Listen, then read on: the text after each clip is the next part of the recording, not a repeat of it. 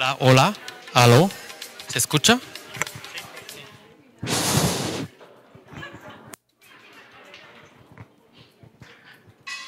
Sí. Muy buenas tardes. Honorable señor vicepresidente de la República, Óscar Naranjo, delegaciones internacionales de organizaciones de la sociedad civil, cuerpo diplomático acreditado en Colombia, representantes de organismos internacionales, funcionarios del gobierno nacional y gobiernos municipales y miembros de los medios de comunicación. Damas y caballeros, muy buenas tardes y gracias por estar con nosotros hoy en la tarde. Este side event se inscribe en las actividades de la Semana de Seguridad Ciudadana que empezó ayer aquí en Bogotá y finalizará en Medellín el viernes 1 de diciembre. Este evento también se inscribe en el marco de los 16 días del activismo iniciado a partir del Día Internacional para la eliminación de la violencia contra las mujeres, que se conmemora anualmente el 25 de noviembre. Como muchos de ustedes saben, se estima que uno de cada 3 mujeres en América Latina y el Caribe ha sufrido violencia de pareja física o sexual, o violencia sexual perpetrada con otras personas. Hemos escogido un panel que refleja en gran parte las diversidades del país, lo cual nos permitirá contrastar diversas perspectivas del rol y del liderazgo de la mujer en el posconflicto. Antes de pasar la palabra a Andrew Morrison, gerente de la División de Género y Diversidad del Banco Interamericano de Desarrollo, quería pedirles, por favor, ponerse de pie para hacer un minuto de silencio para conmemorar a las mujeres víctimas de violencia.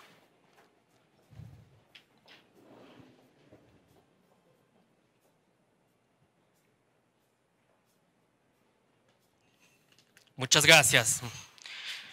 Tiene la palabra Andy Morrison.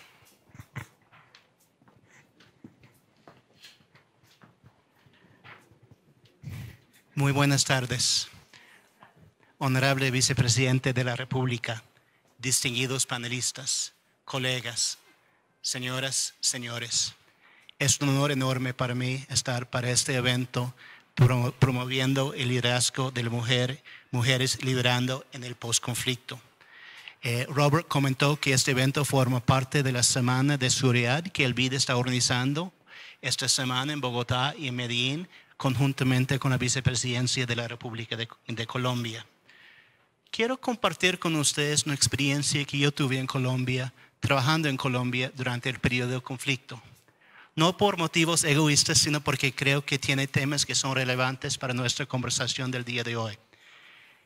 Yo formé parte de un equipo trabajando en el Magdalena Medio, en un proyecto que se llama Paz y Desarrollo, que intentaba promover el desarrollo inclusive en una de las zonas, como ustedes saben mucho mejor que yo, de más altos niveles de conflicto en Colombia. Desarrollar este proyecto fue sumamente difícil porque el conflicto nos limitaba en lo que podíamos diseñar, en lo que podíamos ejecutar, pero era aún más limitante para la participación de las autoridades locales y para la sociedad civil. Nunca me voy a olvidar de las palabras de un alcalde de uno de los municipios del Magdalena Medio, que me dijo: yo no sé si voy a sobrevivir para ver los frutos de este proyecto, pero igual lo voy a apoyar de todo corazón. Palabras muy, muy, muy fuertes, y ustedes, nuevamente, mucho mejor que yo, saben que varios alcaldes no sobrevivieron en el Magdalena Medio. Entonces, esta conversación sobre mujeres en el posconflicto creo que es un poco en honor a los que lucharon durante los años de conflicto en este país. Ahora estamos en otra época en Colombia. Ya los limitantes, las barreras al desarrollo sostenible e inclusivo, ya no es el conflicto, pero ya son otras barreras. Y frecuentemente las costumbres, los prejuicios, las actitudes limitan la participación de ciertos grupos en la reconstrucción del país. Aquí me refiero a población afrodescendiente, me refiero a los pueblos indígenas de Colombia, me refiero a las mujeres.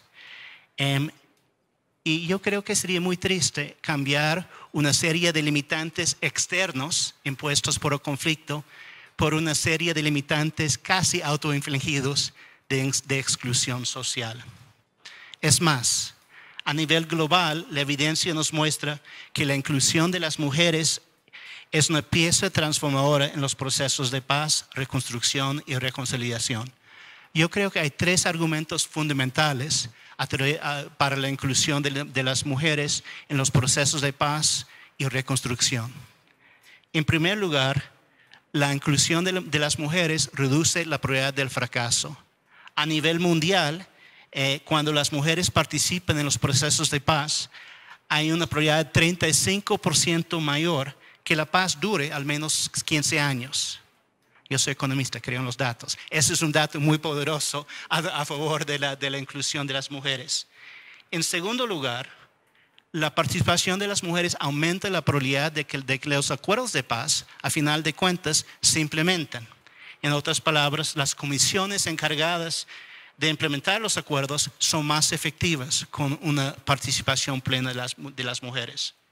Y finalmente, y creo que este tercer argumento puede ser que sea el más importante en el ambiente de postconflicto que está viviendo Colombia, las mujeres contribuyen con nuevas formas de pensar la paz y el desarrollo.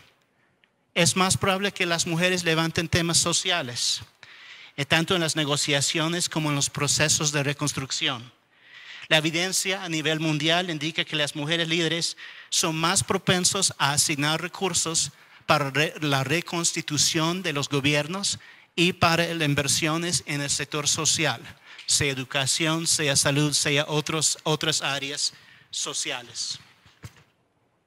Sin embargo, la triste verdad es que a nivel mundial las mujeres están fuertemente subrepresentadas en los procesos de paz y en los procesos de reconstrucción. Los datos aquí son elocuentes. Entre el 1990 y este año, a nivel mundial, las mujeres representaban el 8%, me escucharon bien, el 8% de los negociadores en los procesos de paz, un 2% de los mediadores y un 5% de los signatarios a nivel mundial. ¿Qué pasó aquí en Colombia? En Colombia, las mujeres representaban alrededor de un 30% de los negociadores, significativamente mayor que el promedio mundial. Y tenemos el privilegio de contar aquí con la presencia de Nigeria Rentería, quien fue una de esas negociadoras en el contexto de Colombia. Pero al igual que el resto del mundo, en Colombia, las mujeres estuvieron muy subrepresentadas entre los mediadores y los signatarios. Fueron el 3 y el 2% respectivamente. Déjame repetir, ahora estamos en Colombia en otro ambiente, estamos en el ambiente del postconflicto. Una época que va a requerir una fuerte dosis de colaboración y de cooperación, características que definen el estilo de liderazgo de las mujeres. Entonces, esos estilos de liderazgo nos vienen como anillo al dedo. Es hora de contar con las contribuciones de todas y de todos. Ahora, tenemos la suerte de contar con 2 moderadoras de lujo para los paneles de esta tarde, Claudia Palacios y Ginette Bedoya, periodistas muy valientes que han sido capaces de relatar las vivencias más profundas de todos los rincones de Colombia, tanto en el periodo de conflicto como en el periodo de postconflicto. Y tengo que confesar públicamente que tengo gran admiración para ambas, así que es un gusto tenerlas. El primer panel se llama Liderazgo y Participación de la Mujer en el Postconflicto. Claudia va a moderar una conversación sobre la participación e influencia de mujeres en los procesos de paz y reconciliación. Además de visibilizar el rol de las mujeres en estos procesos, vamos a tratar de identificar, los panelistas van a tratar de identificar buenas prácticas de otros países del liderazgo de las mujeres en los procesos de paz y reconstrucción. El segundo panel va a ser moderado por Ginette Bedoya y se llama Narrativas del Postconflicto, Visiones del Futuro Colombiano. En ese panel, los panelistas van a explorar una visión de un Colombia futuro compartido, construido en base a lo que nos une, no en base a lo que nos divide o nos diferencia. Y queremos tratar de ser todos y todas visionarios y imaginar ese país futuro donde todos podemos contribuir. Inmediatamente después de los dos paneles va a haber un pequeño cóctel donde podemos seguir dialogando. Así que muchísimas gracias por su presencia, por su participación. Sin más, le paso la palabra a Claudia Palacios para dar inicio al primer panel. Muchas gracias, Andrew. Buenas tardes. Voy de una vez a invitar a los panelistas de este panel, entonces le pido por favor a Nigeria Rentería que se acerque, a Minta Granera. ¿Está o no está? Ah, no llega, no, vale. Daniel Torres, Margarita Muñoz y Belkis Izquierdo, por favor. Tomen asiento como ustedes se sientan cómodos. Vamos aquí. Vale. Bueno, muchas gracias por la invitación que me hace el BID y muchas gracias por estos panelistas de lujo que ya tendremos la oportunidad de oír. Les cuento cómo es la dinámica, cada uno de ellos, voy a decir de ellas y él, van a hablar 7 minutos para dar unas primeras respuestas a este panel sobre liderazgo y participación de la mujer en los postconflictos y luego ya podremos hacer un intercambio de preguntas. Entonces voy a empezar de derecha a izquierda con la magistrada Belkis Izquierdo. La luz, ¿verdad? Está fuerte. La magistrada Belkis Izquierdo es magistrada del Consejo Superior de la Judicatura, la primera mujer indígena en ocupar un cargo de este nivel en Colombia y además ha sido una de las escogidas para ser magistrada de la justicia, ahorita se me olvidó el nombre, la Jurisdicción Especial para la Paz. Bienvenida y adelante. Dudu Sinamojina Gakanamo Yuna Revés Sidume Zaricuey. Quiero hacer honor a la mujer del territorio, quiero hacer honor a los más de 102 pueblos indígenas que estamos presentes en el 30% del territorio colombiano. Nuestra experiencia es precisamente llevar la diversidad étnica y cultural a las grandes ciudades, fortalecer el pluralismo jurídico y avanzar hacia la administración de justicia. Y en esto la mujer tiene un gran papel porque representamos el territorio, somos semillas, llevamos una palabra también muy fuerte para hacer grandes diálogos y en esa medida la mujer étnica considero que hoy tiene grandes aportes en este posacuerdo y en este nueva época de llevar la paz a todos los territorios, la gran oportunidad para que la institucionalidad del Estado llegue a los últimos rincones donde a veces los derechos sociales no están totalmente concebidos, materializados. Entonces, creo que aquí lo que se pone presente es la constitución política, la participación, la diversidad étnica, la igualdad. Entonces, pues me siento muy contenta de estar acá con ustedes y agradezco pues la invitación a este importante panel. Bueno, entonces dejamos la discusión para más adelante. Nigeria Rentería. Gracias, buenas tardes a todos. Un gran saludo, me place ver caras conocidas también y aprendiendo cada día más.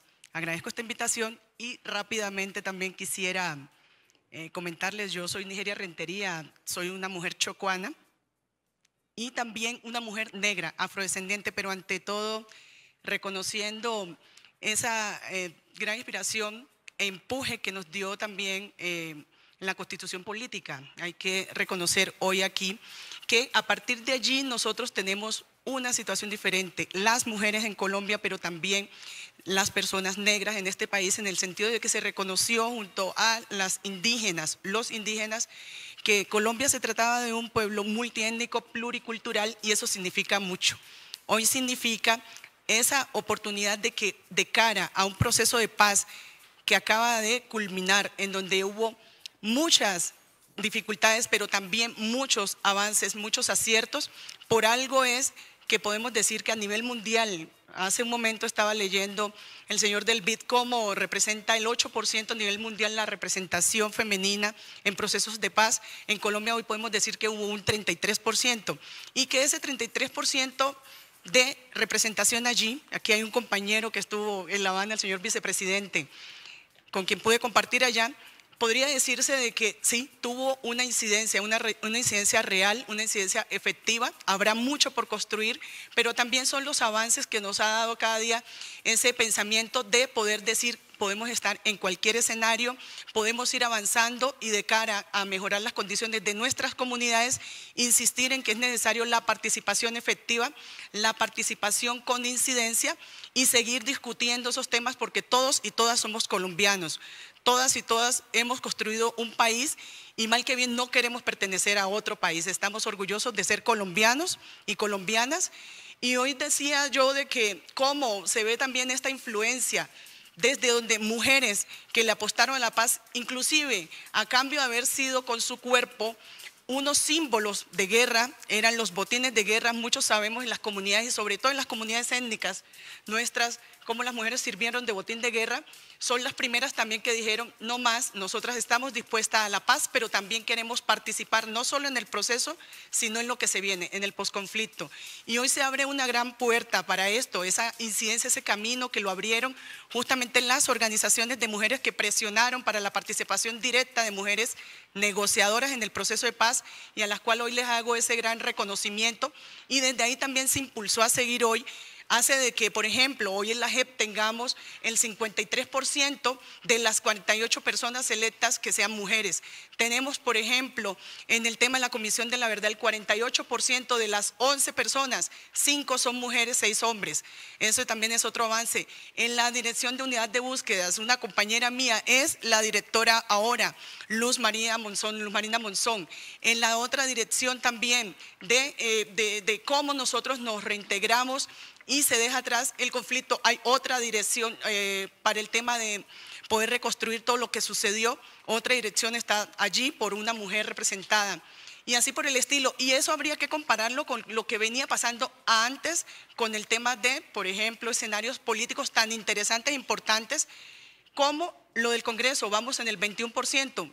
Vamos sí avanzando, pero mire de que era un proceso un poco antes. ¿Qué pasaba también con las alcaldías en donde estamos con un 17% de participación?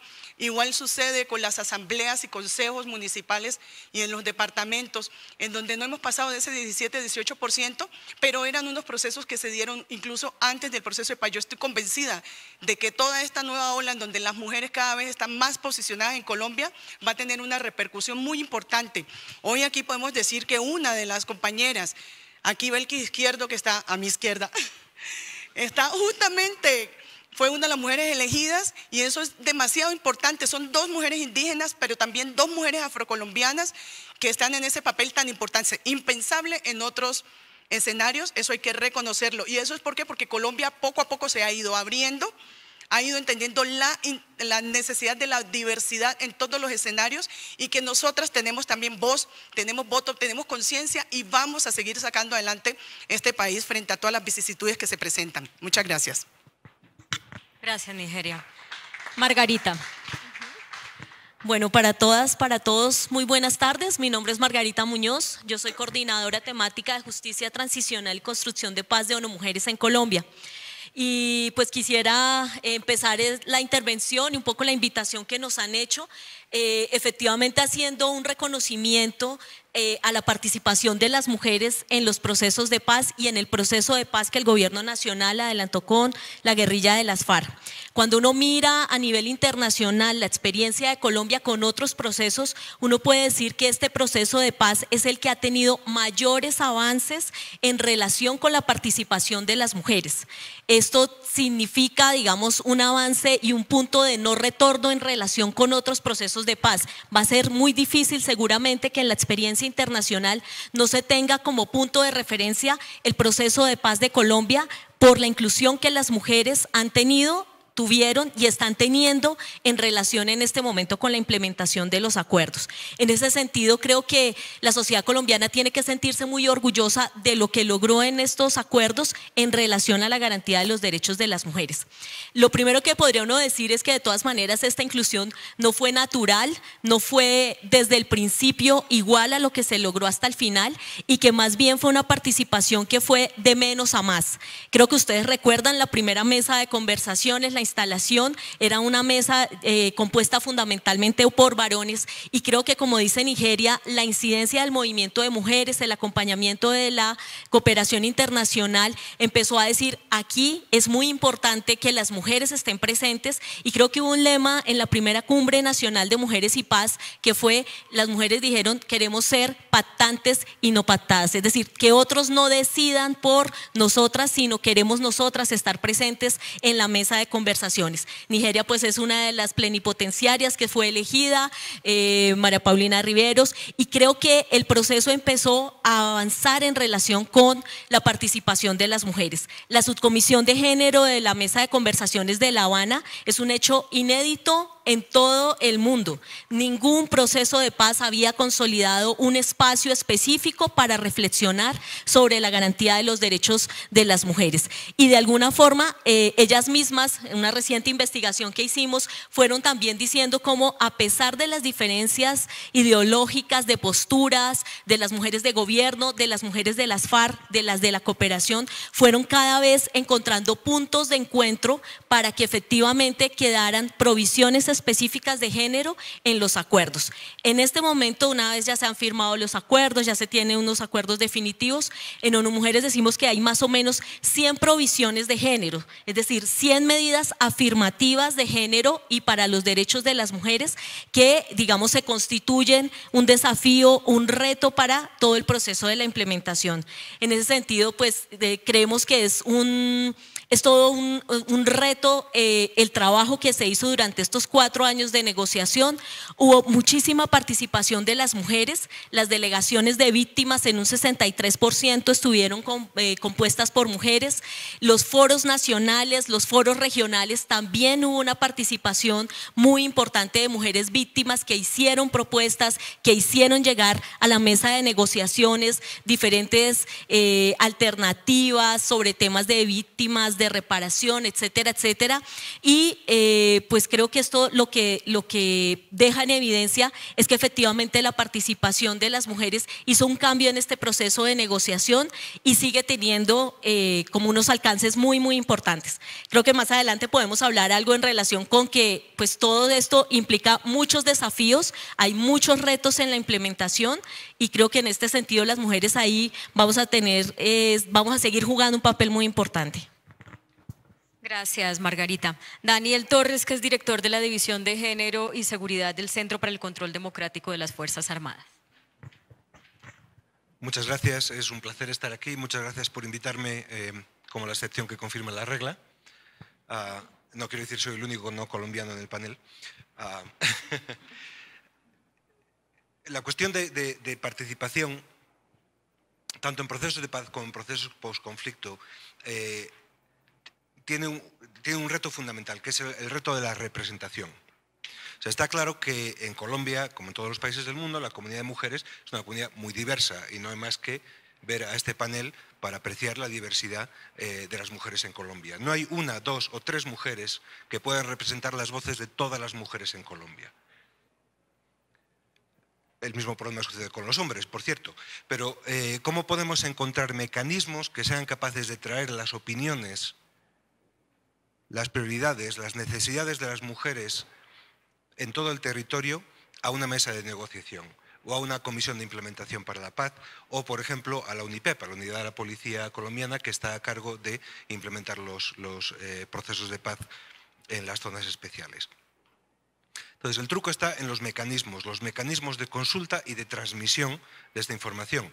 ¿Qué tipo de mecanismos tenemos para poder consultar las opiniones de las mujeres en las comunidades en las que viven y traducir esas opiniones y traducir esas prioridades en medidas que sean fácilmente aplicables o fácilmente introducidas en los acuerdos de paz o en las medidas de implementación de los acuerdos de paz?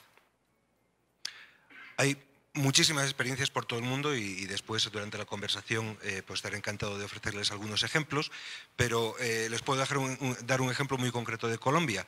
Mi propia organización, DICAF, estará asociándose con la organización feminista CIASE, aquí en Colombia, y para hacer una serie de consultas con mujeres en las comunidades en estas zonas especiales.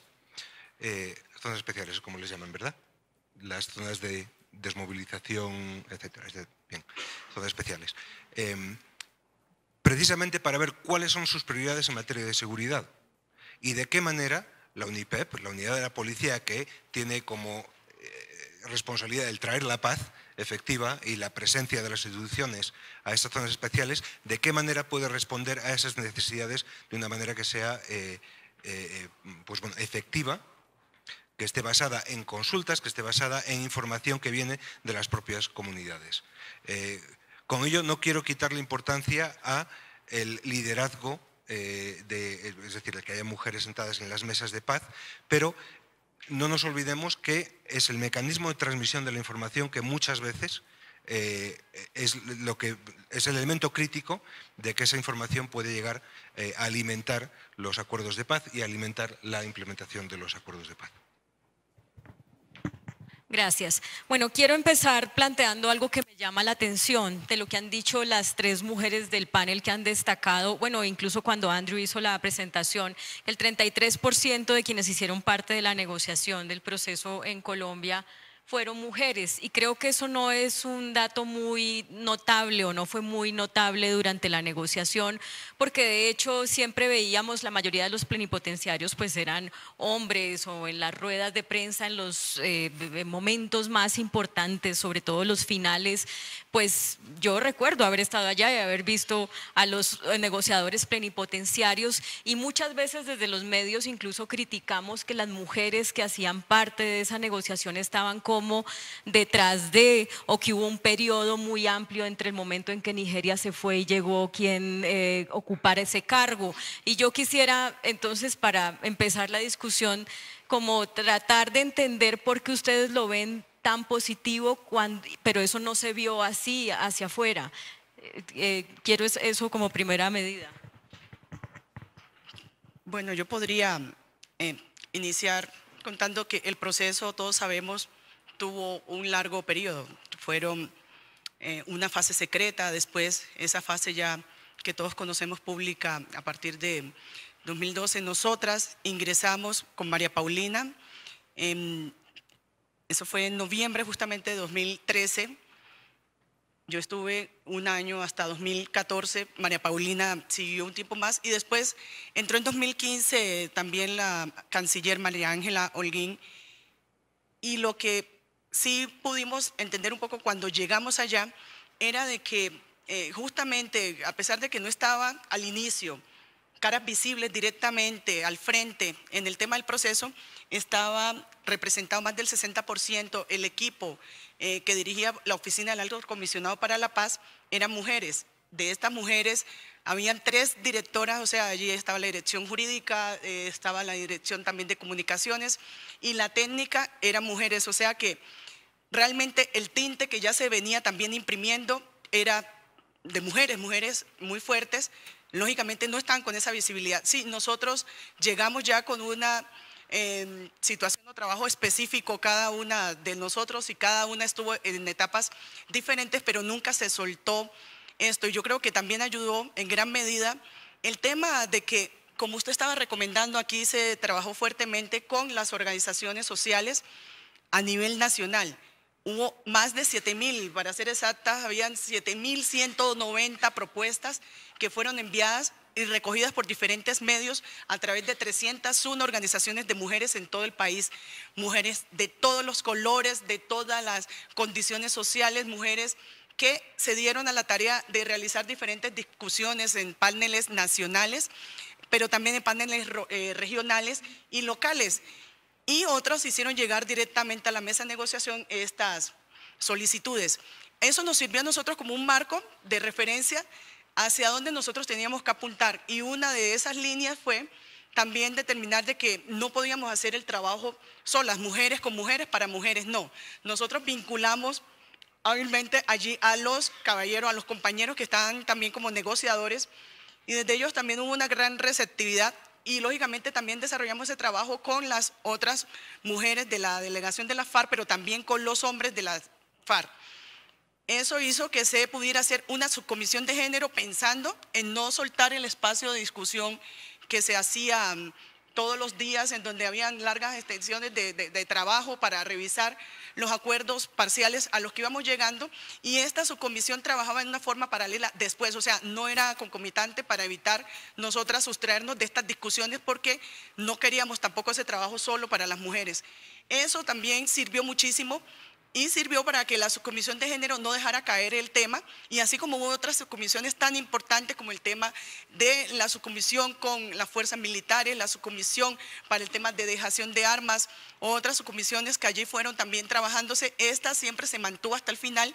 Inclusive los acuerdos que ya estaban trabajados fueron revisados en parte por la decisión que se tomó en la subcomisión de género, donde cuando ingresamos nosotros estábamos ya en el tercer punto, ya se había pasado el de tierras, se había pasado el de la participación política, y eso se lograron discutir y revisar, al igual de el de la sustitución de cultivos, a efectos de que pudiera garantizarse que el enfoque de género estuviera en todos los acuerdos. Entonces yo creo que por eso tal vez uno piensa de que no fue allí solamente, allí se pudo garantizar en esa revisión, por ejemplo, que la participación de las mujeres hoy estuviera garantizada en ese tema del posconflicto, y por eso hoy se está dando tal vez todo este trabajo que va haciendo como consecuencia. No fue un trabajo muy visible, no sé si a veces como mujeres, sí, nosotros también nos atenemos a reglas, había unas voces que eran los responsables de dar a conocer lo que iba sucediendo, y nosotros también respetamos eso, pero el trabajo era silencioso y fuerte y efectivo. Yo creería que en parte esa explicación vale. ¿Un comentario adicional que quieran hacer de parte de alguno de los otros panelistas?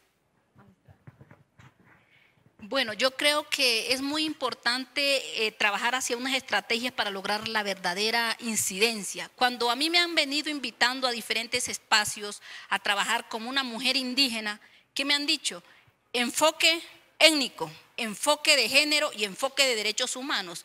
Échese todo el discurso. Entonces uno comienza esto, el planteamiento, porque entiendo que cuando uno propone algo y cuando uno ocupa un espacio, cuando uno participa en ciertos escenarios, no es para hacer lo mismo o igual de la misma forma como lo hacen los hombres. Precisamente el gran reto es cómo ese enfoque de género, ese enfoque étnico y ese enfoque de derechos humanos se logra hilar para precisamente comenzar a transformar a partir de un diálogo intercultural. Y precisamente ese diálogo intercultural nos implica reconocer que en Colombia hay distintas maneras de comprender el mundo, hay distintas formas de hacer, de visionar y de desarrollo, y en esa medida, como los grupos étnicos que están presentes en más del 30% del territorio colombiano, donde mayor se ha dado el conflicto, uno dice, bueno, ¿cómo participamos? Pero no participemos como de convidados a que te escuchamos, pero en el momento de transformar, de incidir, no te toman. Entonces yo creo que acá, aprovechando que está la cooperación, que está el BID, hay que seguir trabajando en ese punto. Y precisamente la experiencia nos lleva a cómo el tema de la coordinación, la cooperación, y nosotros un poco la experiencia en los temas de justicia, ¿cuál ha sido? No sigamos hablando ya de justicia, allá la jurisdicción indígena, por acá la jurisdicción de los étnicos, la justicia rurales, etcétera, sino de la coordinación interjurisdiccional como un principio de acceso a la administración de justicia, y cómo la mujer participa de manera activa. Pero manera activa es precisamente la forma como nosotros, porque somos mujeres, somos madres, tenemos un lenguaje distinto, eso cómo lo ponemos en el centro a conversar. Entonces, pienso que hay que trabajar mucho en la educación de nuestros jóvenes, porque a veces ya los mayores tienen como de todas maneras, somos culturas machistas, eso no hay que desconocerlo, ¿verdad? Y cómo realmente vamos poco a poco avanzando hacia ese reconocimiento para lograr una efectiva participación. Yo creo que hay mucho por trabajar en esa línea. Sí, quiero tratar de sacar una conclusión de esta primera parte y si entendí bien, Nigeria, lo que usted planteó, es decir, que no necesariamente se requiere que las mujeres estén en la primera línea de fuego para que los temas de mujer y el estilo mujer en la implementación de una negociación y de un posconflicto se vean realmente reflejados. O sea, ¿debió haber habido más mujeres plenipotenciarias? No, claro, yo creo que… No, es muy importante la participación y visibilización de las mujeres. Eso hay que destacarlo, reconocerlo. Lo que he querido también es significar ese trabajo fuerte que venían haciendo tanto las organizaciones como en el mismo proceso antes de que ingresáramos. Creo que eso empujó. Colombia… lo que hizo fue aprender de su propio proceso, porque inclusive nosotras mirábamos qué había sucedido antes y no había sido esa participación tan efectiva. Yo creería que esto da pie a que en las próximas dificultades, necesidades de participación, la participación sea mucho más fuerte, más visible que lo que fue. Pero creo que fue un avance significativo y dejó unas luces. Lógicamente tiene todavía dificultades y cada día está eso, reinventándose y posicionándose más la participación en los territorios, pero sí es importante. Desde afuera, sí, desde los organismos internacionales y desde afuera quiero, Daniel y Margarita, que ustedes nos cuenten, o sea, qué cuota o qué porcentaje de mujeres necesitamos en ese primer nivel del liderazgo para que realmente la incidencia sea la que se necesita. Pues yo quisiera quizás mencionar que la mesa también seguramente es el reflejo de lo que es la sociedad colombiana, o fue el reflejo de lo que es la sociedad colombiana, y en ese sentido creo que lo que ocurrió en la mesa también es lo que ocurre en la sociedad en su conjunto, en las empresas, en el Estado, en organizaciones sociales, en donde efectivamente la participación de las mujeres se vuelve, digamos, como el resultado de una lucha de las mismas mujeres, la presión para poder estar allí, por decir, yo también tengo una carrera, tengo el mismo estudio, pero quizás le dan más posibilidades a los varones, y creo que lo que la mesa demostró es que efectivamente se vuelve casi que una lucha estar en esa primera fila. Creo que estoy de acuerdo con Nigeria en que efectivamente pues la mitad de la población colombiana está compuesta por mujeres, la mitad de las víctimas del conflicto armado son mujeres en los diferentes hechos victimizantes, quizás unos más que en otros, y en ese sentido también las mujeres obviamente estaban llamadas a la negociación de precisamente cómo iba a ser la reparación para ellas, para sus comunidades, etcétera. Nuestra apuesta siempre es por la paridad, es decir, si somos la mitad de la población, pues entonces digamos que en condiciones paritarias tendríamos que estar participando en la toma de decisiones, en la definición de acciones, etcétera. Me parecía muy interesante lo que señalabas, es en el sentido de que casi siempre el trabajo de las mujeres está allí detrás de bambalinas invisibilizado, y entonces por eso hacía la alusión con las empresas, con el Estado, porque muchas veces está el varón que está adelante a veces colocando los temas y una cantidad de técnicas atrás tomando apuntes, pasando las notas, diciendo estos son los insumos, pero que sea otra la persona que aparezca en la primera fila. Creo que tiene que ver también con una forma en cómo hemos estado siendo construidas culturalmente. Ocurre en los altos niveles y en las juntas de acción comunal. Todos los comités que tú señalabas sobre la participación comunitaria y territorial, vamos a todos los municipios y les aseguro que están los líderes, que muchas veces están al frente, y todos los comités están conformados, el comité de salud, de educación, están una cantidad de mujeres allí haciendo como un trabajo de hormigas. Nuestra apuesta claramente es para que efectivamente ese trabajo, que es que no es que no exista, es que existe ese trabajo de las mujeres, lo que ocurre es que no se visibiliza y muchas veces no está como en la primera fila. No es importante ese trabajo, por supuesto que es importante, igual que el trabajo trabajo del cuidado, que también hemos estado haciendo un trabajo especial de decir, bueno, para que este salón esté aquí funcionando, hubo una cantidad de gente que no aparece en la primera fila, pero que está allí haciendo una serie de aportes importantes para que las cosas se dan. Entonces, claramente, digamos, frente a tu pregunta, pues la apuesta es por la paridad, por una participación igualitaria, equitativa de los hombres y las mujeres. Si ONU Mujeres dice que paridad, yo no lo voy a llevar a la contraria. Lo que sí me parece importante es algo que a mí me interesa, obviamente desde un punto de vista personal. Cuando se habla de cuestiones de prioridades de las mujeres, no puede ser solo mujeres hablando de ello.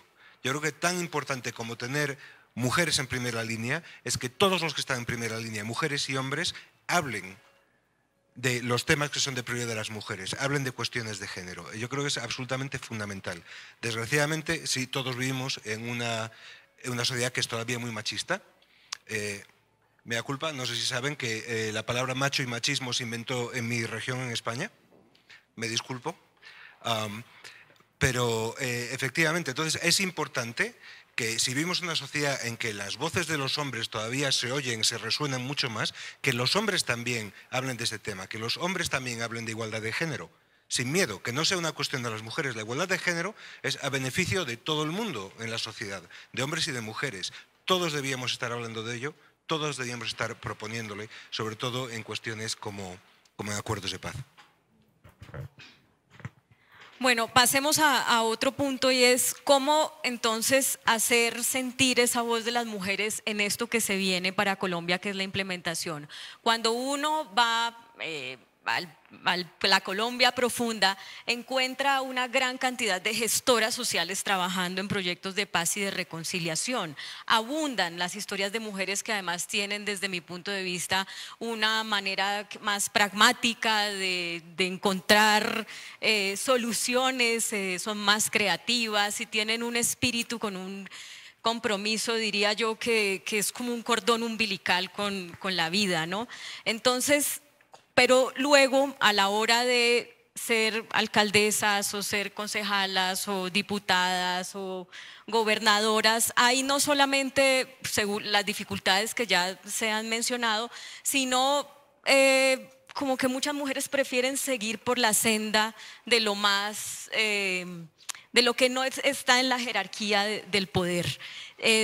¿Cómo se puede cambiar eso aprovechando esta ruta de posconflicto que estamos iniciando para que las mujeres puedan hacer parte de esos escenarios también y lo hagan a gusto y lo hagan efectivamente, digamos, pasando por encima de lo que muchas veces pisotea el rol de la mujer en esos espacios?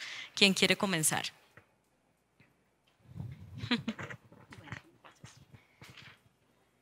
Yo quisiera, creo que ahorita en este posacuerdo y en esta nueva etapa tenemos que comenzar a reivindicar la ruralidad, el territorio. Y quiero retomar algo muy importante. Estamos en un país con una gran diversidad étnica que tienen un conocimiento y unos principios y valores esenciales para conservar la gran diversidad biológica que tiene el país, y es considerar que los territorios están vivos, los territorios son seres vivos, y que en esa medida las comunidades, las mujeres, los hombres tenemos que tener una política también de protección hacia todo esto. Creo que hay que comenzar a avanzar cuando hablamos de paz territorial, avanzar en comenzar a pensar desde los territorios, porque creo que hay mentes muy urbanizadas.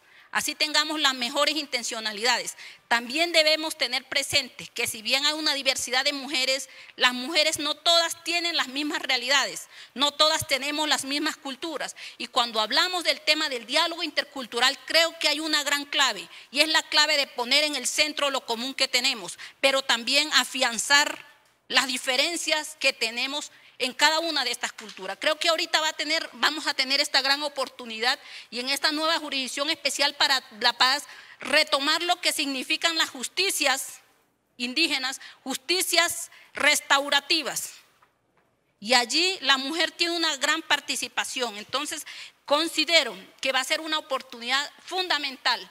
Creo que estos asuntos, cuando hay toda una cultura machista, cuando hay toda una cantidad de excesos también en los territorios, de violencias, no en el marco de conflicto, pero también en el marco de las comunidades, es necesario que a la mujer, esto sea un proceso también de una participación efectiva, y consideramos supremamente estratégico que la mujer participe en la administración de justicia, y eso es lo que estamos tratando de impulsar para que exista también un empoderamiento. Cuando hablamos de todo el tema de género, es cómo construimos a partir de nuestras propias culturas, también de nuestras propias diversidad de las regiones, nuestro propio enfoque de género, y entregar también al país lo mejor que tenemos. Y por ejemplo, el hecho, incluso a veces a uno es cuestionado, mire, usted se está volviendo, usted ya se está tomando el discurso que no es suyo, no, también lo cuestionan a uno. Y creo que hay una gran reflexión. ¿Por qué? Porque precisamente nosotros que tenemos un rol, somos indígenas, estamos en otros espacios políticos, jurídicos, etcétera, eso no quiere decir que vamos a perder la identidad de lo femenino. Por eso creo que algo muy importante es el hecho de que tengamos participación en distintos espacios, desde los niveles nacionales a los niveles regionales. No quiere decir que tengamos que seguir haciendo lo mismo y de la misma forma como lo hacen los hombres. Es comenzar a poner precisamente ese corazón, ese pensamiento y esa esencia que tenemos de lo femenino, y complementarlo con esa gran fuerza también del hombre, de lo masculino. Por eso todos estos asuntos hay que trabajarlos de manera complementarios. Eso nos enseña nuestra cultura. No tenemos que excluir, sino hablar de un gran diálogo intercultural para el país, porque eso es lo que está también escrito en la Constitución. El marco es la Constitución política y el marco son los derechos humanos para precisamente reconocer esta gran diversidad étnica. Por eso creo en este nuevo proceso, porque creo que va a haber la gran oportunidad también de pensar, de recrear el pensamiento y retomar mucho la ancestralidad.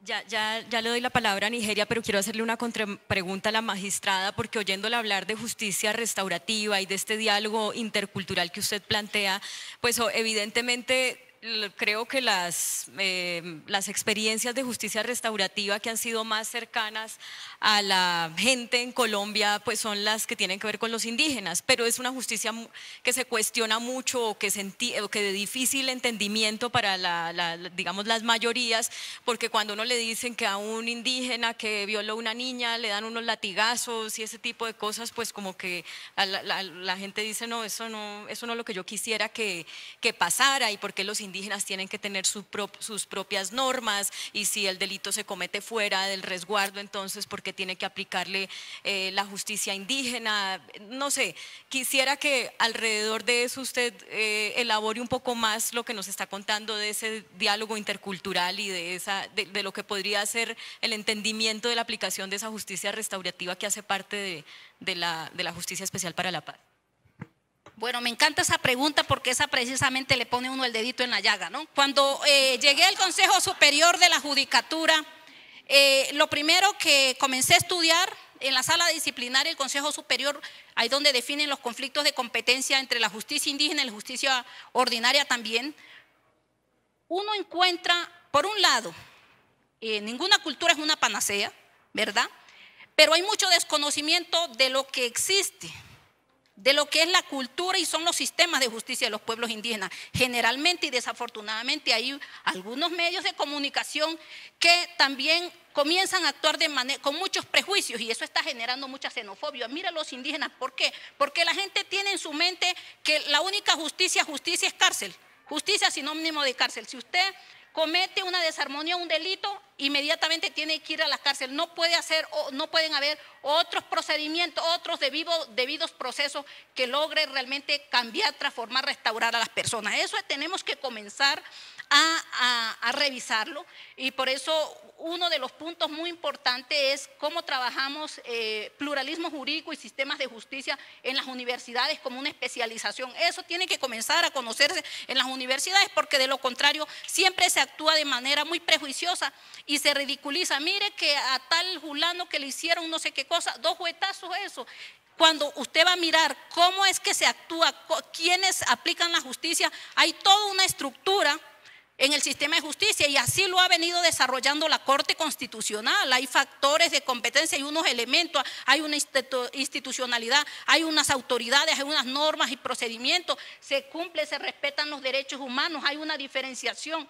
Estamos precisamente en ese trabajo. Entonces, eso no es cierto. De los 102 pueblos indígenas que existen en Colombia, hay unos muy fortalecidos, que está vigente su sistema de justicia, y yo me honro de eso, pero también encuentro sistemas de justicia muy débiles. Efectivamente es allá donde pasa eso, que se generan una cantidad de violaciones contra las mujeres también, así como se genera en la sociedad mayoritaria, que hay un alto grado de impunidad también frente a este tipo de violencias. También existen en algunos pueblos que están debilitados. Por eso el gran reto y la invitación es cómo hacemos la coordinación entre justicia, cómo coordinamos y cooperamos, y en todo caso es que no existe impunidad ni de uno ni del otro, pero debemos avanzar en que no seguir pensando, y creo que eso también es gran parte del reto de la Jurisdicción Especial para la Paz. No solo la justicia es la cárcel, hay otras formas también de sancionar, y es precisamente lograr pensar en víctimas, pensar en los victimarios y lograr transformarnos, restaurarnos para realmente lograr la reconciliación. Y esas son las justicias indígenas, y los invitamos a conocerlas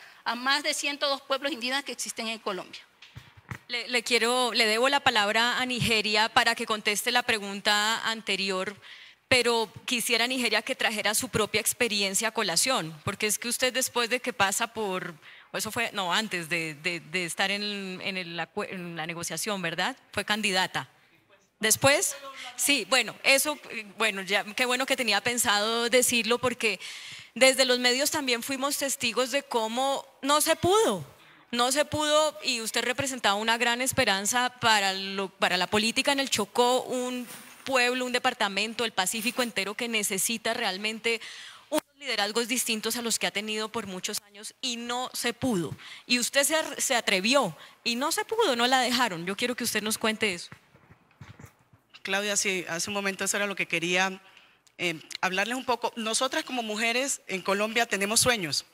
Estando en La Habana, estando también siendo parte del gobierno nacional, participando en los consejos de ministros como alta consejera presidencial para Equidad de la Mujer, empecé a ver cómo en el departamento del Chocó esos rubros que están asignados muchas veces se destinaban a otros por falta de ejecución, por dificultades que venían presentándose en el manejo, y bueno, por muchas falencias, recursos que son tan necesarios, y empecé a sentir esa necesidad, acompañada lógicamente la petición del pueblo, de que era una posibilidad real, realmente intentar cambiar y aportar a mi propio pueblo, así como venía siendo reconocida y trabajando en otras regiones del país. Entonces, sí, decidí, renuncié. Eso fue ya la locura. Muchos que estaba loca, me había deschavetado, y un poco ya cuando llego al territorio empieza uno a sentir cuál es la realidad. Usted hace rato decía de cómo tenía uno que tener, sí, esa representación, pero resulta que la realidad en Colombia ya es otra. De los primeros obstáculos que tuve fue de que no pude tener un aval de un partido, a pesar de que hice solicitudes concretas a los partidos tradicionales, y no lo hacían porque sencillamente era la primera vez que una mujer en el Chocó se atrevía a ser gobernadora. Entonces, desde ahí ya ese era el descache total. Usted está buena para tener hijos, su marido, atenderlo, estar en otras cosas, pero no, esto no es para mujeres, esto es para los hombres, y aquí no hay espacio.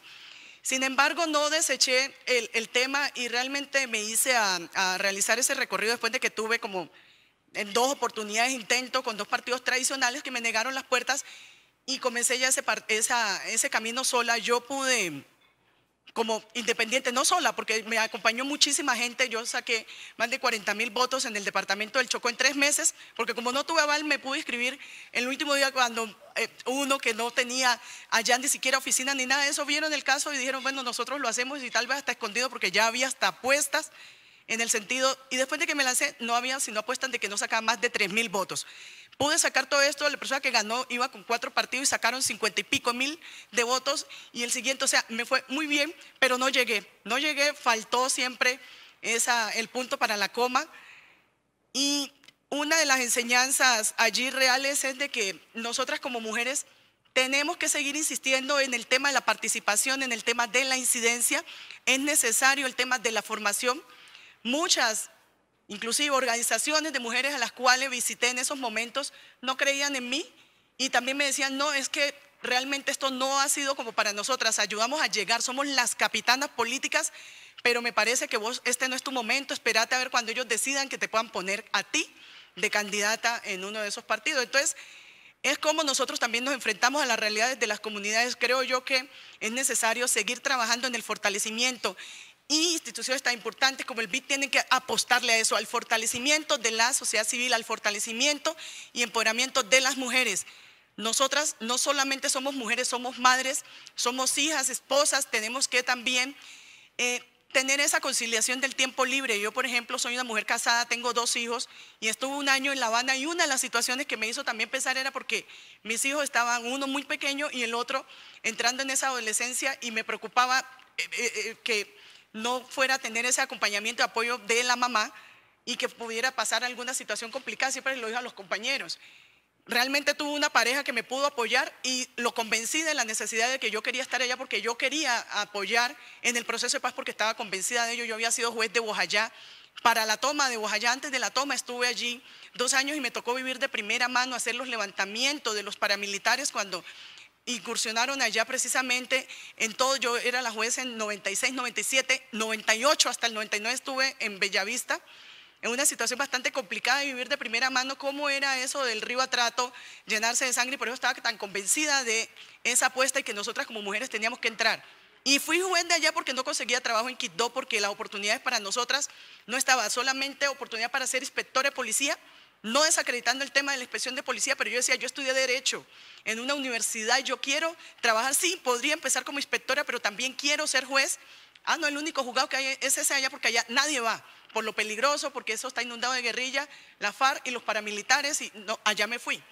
Eso me empezó a marcar el camino, y hoy tal vez alguien decía el tema de los entornos lo marcan a uno, y ese mismo entorno me marcó también a la necesidad de volver al territorio y trabajar día a día en eso. Yo creo que no daré mi brazo a torcer, pero también es necesario el tema del fortalecimiento. Las mujeres no tenemos recursos, nosotras ahora ya nos atrevemos a hablar y hablar directamente, y me formó mucho también el tema de La Habana, eso me dio mucho más ímpetu para intentarlo, pero muchísimas, como yo, que tuvieran las ganas, ni siquiera lo intentan porque no hay la más mínima posibilidad. Entonces creo que allí habría una gran necesidad desde la cooperación, que también ayuda a empujar estos espacios de participación directo de las mujeres en el territorio. Tú hablas de la ruralidad, es ahí donde también tenemos que trabajar si queremos que las mujeres incidan y participen directamente. Cuando usted dice que no se va a dar por vencida, ¿es que lo va a volver a intentar para la gobernación o qué? ¿Qué viene políticamente en Nigeria? Un poco pues porque me da curiosidad, pero también porque yo quisiera que aprovechara la respuesta para hablarle a esas otras mujeres que no se deciden a intentarlo, y cuando oyen su historia dicen, ah, no, yo no voy a recorrer el mismo camino de Nigeria, muy querida y todo, muy valiente, pero para quemarme no. Y también para que le hable a esas mujeres que están haciendo esas pasecitas de los territorios, que siento yo que son las más importantes, esas pequeñas paces que se hacen en las comunidades, que muchas veces las hacen mujeres con las uñas. ¿Qué les diría usted a ellas para que no se rindan? Mire, yo el día viernes estuve justamente en el Chocó, había una reunión con la Mesa Departamental Indígena para revisar un tema de fortalecimiento. Ahora estoy trabajando un tema de acceso a la justicia justamente, y allí estoy coordinando un componente de fortalecimiento de la sociedad civil. Dentro de eso vamos muy de la mano, ahí un poco con Belkis, en el tema de fortalecimiento a la justicia indígena y también el fortalecimiento a consejos comunitarios. Y sabe, en esa reunión asistieron las mujeres, y ¿qué decían ellas? Nosotras no queremos, hoy día eran reuniones con mujeres del departamento del Chocó, de las diferentes comunidades, los 5 pueblos indígenas existentes allá, y decían, nosotras no nos queremos enfrentar a los hombres, pero nosotras ya queremos hablar, nosotras queremos trabajar en que nos fortalezcan, en que nos ayuden a decidir por nosotras mismas y cómo podemos seguir avanzando. Creo que si uno puede apoyar en ese sentido, va a lograr mucho, y ese tipo de situaciones está pasando en diferentes pueblos. Cuando yo digo de que no me voy a dar por vencida, sí, porque considero de que uno tiene que hacer eso. Nosotras como colombianas hemos sido resistentes y hemos luchado por lograr los objetivos. Uno a la primera no puede quitarse, porque entonces nunca marcaría una diferencia. Creo que no todas las mujeres en Colombia han llegado de primera mano a lograr en sus propios departamentos o en sus comunidades la representatividad que se quiere. Entonces, a eso me refiero, a que sí, seguiré luchando y que es necesario que las demás mujeres también lo hagan en el eventual caso de que tengan esas ganas, esa necesidad. Aquí hay mujeres que han hecho transformaciones, muchas mujeres aquí desde sus diferentes escenarios lo han hecho y han mostrado que sí es posible. Eso empecé yo también a tomarlo como ejemplo. Tú también, el tema de comunicaciones, tú. Y entonces eso para nosotros es referente positivo para también empezar a mostrarle a otros que sí puede uno hacer esa situación. Ya veremos en un tiempo. ¿Ya tiene partido? Bueno. Bueno, voy aquí por mi lado izquierdo que los tengo abandonados. Yo quisiera para Margarita y para Daniel, ya casi para ir terminando porque nos quedan como 10 minutos, ¿qué pueden aportar, por ejemplo, Daniel, los hombres para facilitar ese camino de las mujeres? ¿No se sienten a veces los hombres o quizá están ya tan acostumbrados a eso de que tienen que dominar el mundo y siempre tener la última palabra, pero no se sienten también a veces aliviados cuando tienen una mujer jefe que los oriente y una mujer jefe que tome la decisión final, y cómo se transita siendo un hombre para sentirse cómodo con ese panorama, con esa situación? Yo no puedo hablar en representación de todos los hombres, pero puedo hablar un poco de mi experiencia. Yo sí estoy donde estoy haciendo lo que hago, un trabajo muy interesante, es gracias a las mujeres que he tenido en mi vida. He tenido muchas mujeres jefas que vieron mi potencial cuando nadie más era capaz de verlo, que me impulsaron, que me ayudaron, que me dieron el empujoncito que necesitaba. Entonces, yo me pongo a mí mismo de ejemplo de lo beneficioso que es la igualdad de género para todos nosotros. Si esas mujeres no hubieran estado allí, yo no hubiera tenido la carrera que tengo, pero porque fueron ellas las que me dieron el impulso.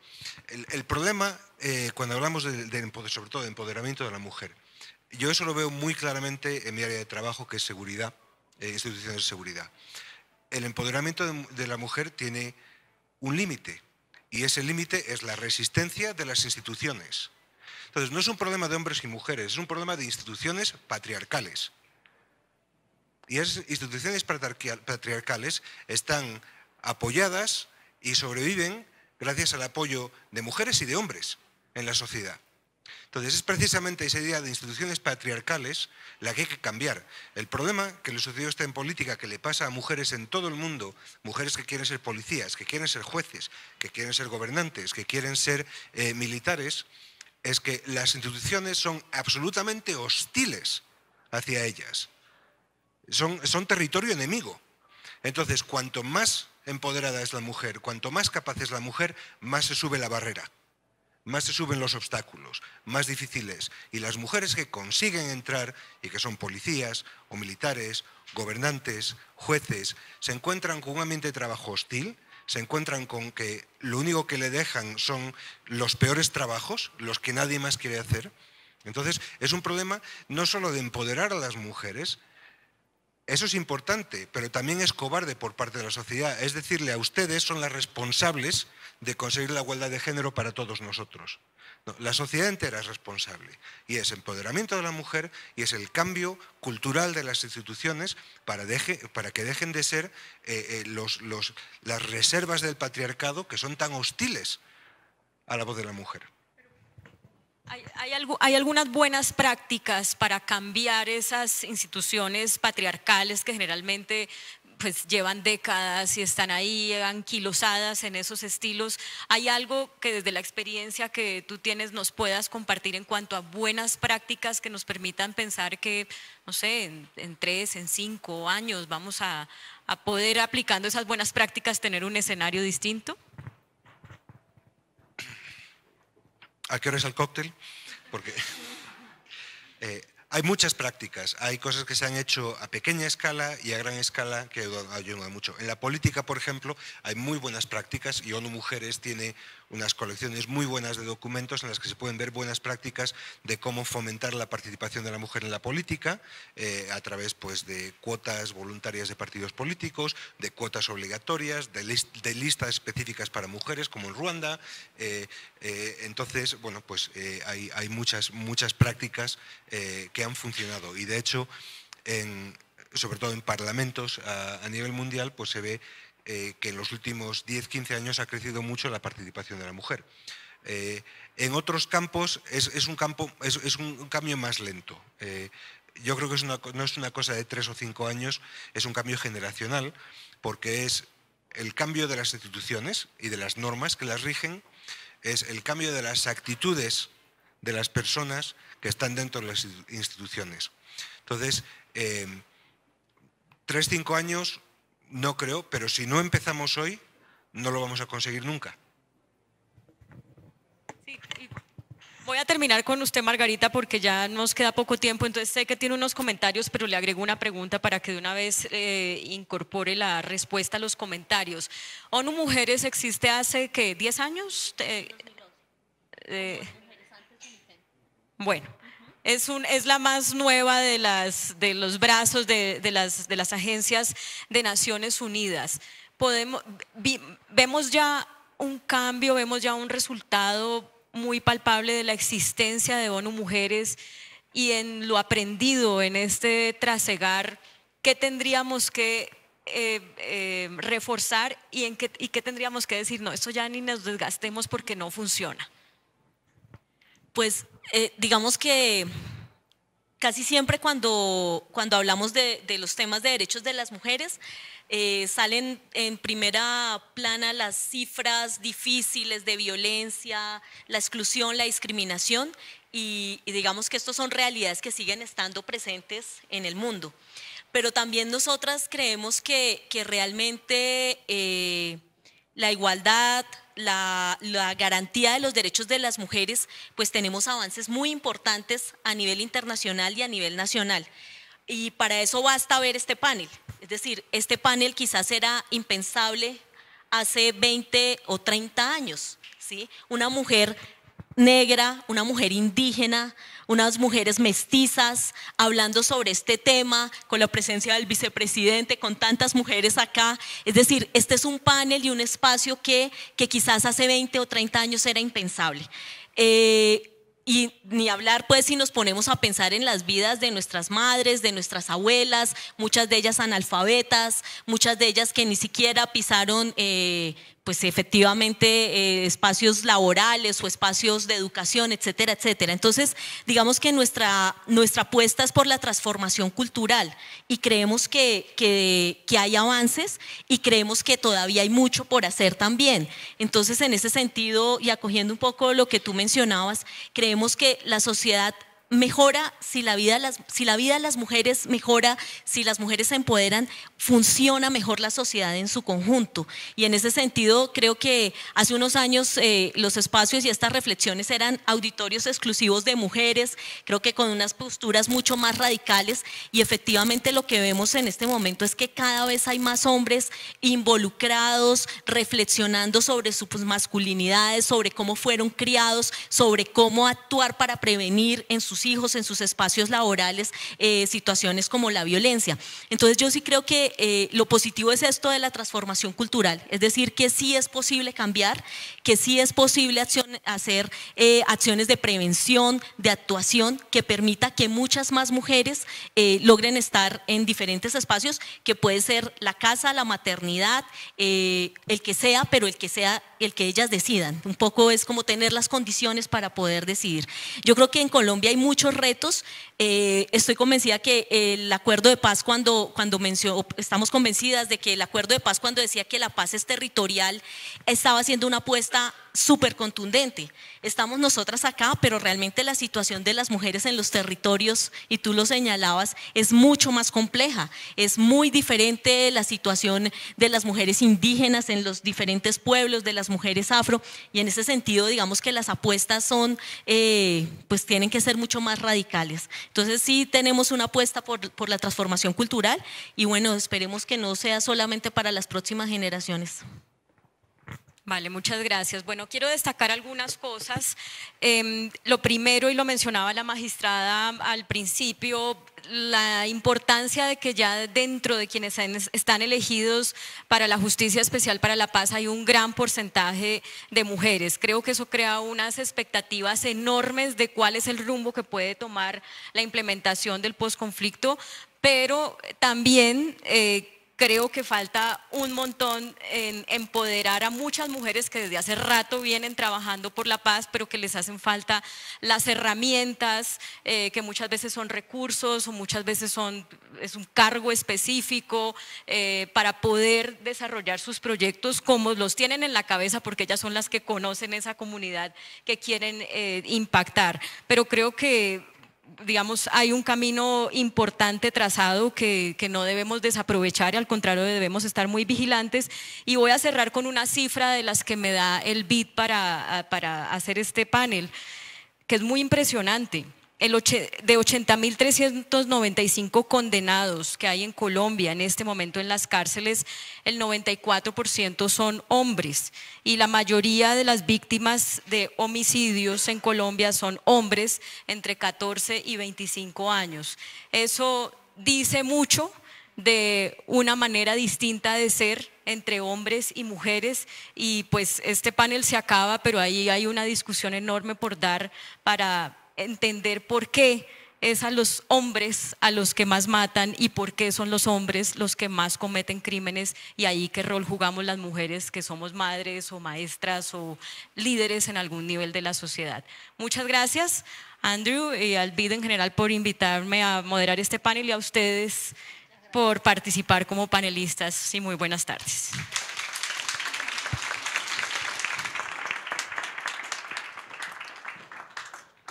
Muchísimas gracias a las panelistas y al panelista y a la moderadora. Tenemos un coffee break de 15 minutos. Me gustaría también anunciar o presentar que tenemos dos relatoras del Espectador y de la Semana, que son Mariana Toro y Natalia Herrera. Y también tenemos un graphic recording que lo está haciendo Laura Peralta. Seguimos en 15 minutos.